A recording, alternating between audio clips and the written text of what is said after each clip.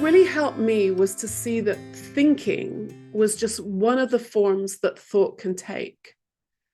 And I remember when I first heard that and first thought about it, I was like, like if thinking is only one of the ways that thought can show up, then what else is there? Am I missing out on something? Like, is there some kind of spooky spiritual thing that they're doing up in the mountains that I don't know about?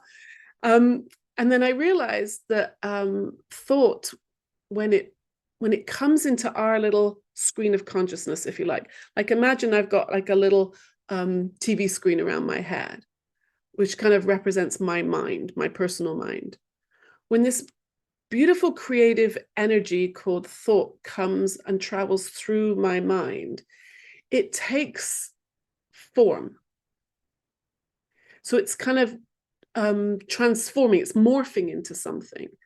And some of that time, it's what we could call thinky thoughts. I like to call them thinky thoughts, like, do the laundry or walk the dog, or no, I don't want to, things like this, where it starts, sometimes there's one voice, sometimes there's two. I've had a whole committee in there at times, arguing with itself.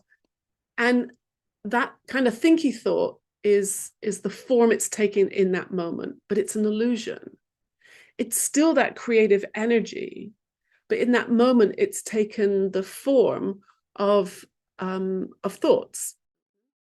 So there's other forms it can take. Like, remember we talked about it can take the form of images. So like if you close your eyes and you picture a beach, you can actually see the ocean and you can see the sand and the rocks and maybe, a cocktail or a mug of tea, depending on where you are. All right. It can also take the form of music and sounds.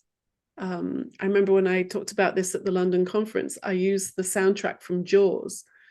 And if you're over the age of, I don't know, 20 or 30 or something, you hear that dun dun dun dun dun dun dun dun. It's like it kind of, everybody goes because even though you're nowhere near the ocean, the thought of a shark swimming up and attacking you is pretty scary. So I think it can also show up as sensations. And as we've been talking about physical things, the power, the creative energy of thought, it can sometimes show up as sensations. And sometimes it could be a mixture of those things. We can, if you're picturing the beach, you could probably also hear the ocean. In fact, my alarm on my phone went off the other morning at 5 a.m. and I was not ready to get up. And I just kind of switched it off. And I kept thinking I could hear it. And I kept thinking I could hear it to the extent I had to pick up my phone and see if I hadn't switched it off properly. But the tune had gotten stuck in my head. And for a few seconds, I couldn't tell if it was just in my head or if it was actually coming from my phone. So that was all happening with the creative power of thought. So I'm going to take this a little bit further now.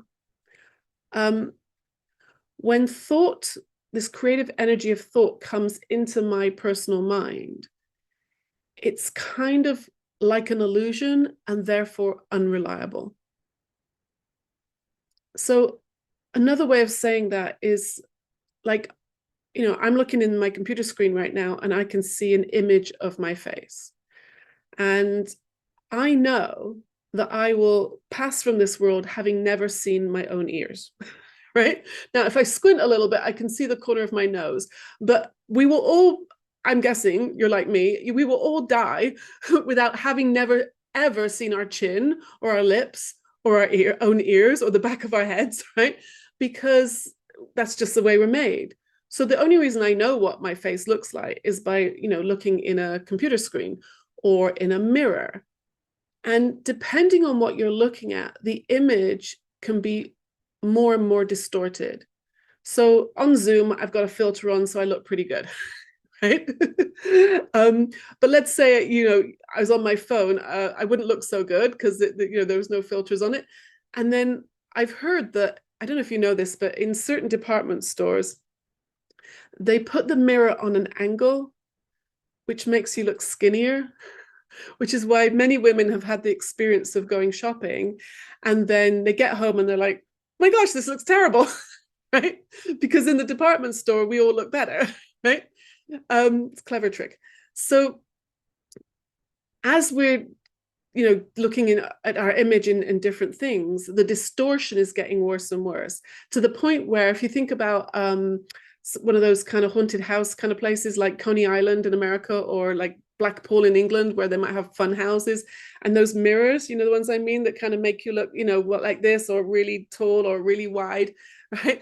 They're completely distorting us, the image of us, I should say, because we are still the same, but the image is now being distorted. And that's kind of what happens with thought. Thought is still this beautiful creative energy. And I always start moving my hands around when I'm talking about this. But when it comes into my mind, it's now become an illusion. And depending on my state of mind, like we've talked about, that illusion can get more and more distorted, to the point where people can get themselves into, terrible states of anxiety, terrible panics, even hallucinations, and body dysmorphia, and all kinds of ideas we can get about hearing hallucinate sounds, like thinking there's somebody, like, in the room when there isn't. We can get into such a low state that our thinking gets so distorted, it can be very, very distressing. And then if we innocently don't understand that, we can then act on it. Our behaviors can then become self-destructive or violent, or all kinds of terrible things can happen when we really, really get sucked into that terrible illusion.